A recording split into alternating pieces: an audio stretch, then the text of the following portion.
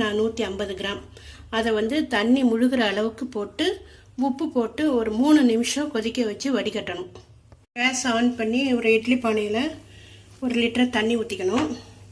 இப்போ நம்ம ராகி சேமியாவை உப்பு தண்ணியில் போட்டு 3 நிமிஷம் கொதிக்க வச்சு வடிகட்டணும் இல்லையா, அதை இந்த இட்லி தட்டில் வச்சு ஒரு 5 நிமிஷம் வேக விடணும்.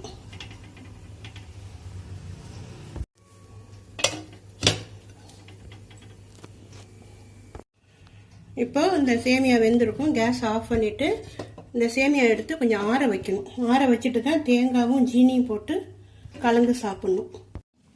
வேக வச்ச ராகி சேமியா நல்லா வெந்துடுச்சு இல்லையா, அது ஆறுனதுக்கப்புறம் இது மாதிரி கொஞ்சம் கொஞ்சமாக ஜீனி தேங்காய் சேர்த்து நல்லா மிக்ஸ் பண்ணி சாப்பிட்ணும். உங்களுக்கு காரம் வேணும்னா இஞ்சி, பச்சை மிளகாய், கடுகு, உளுத்தம்பருப்பு இதெல்லாம் தாளித்து கொட்டி கூட நீங்கள் சாப்பிட்லாம். இப்பொழுது சுவையான, சத்தான, இனிப்பான ராகி சேமியா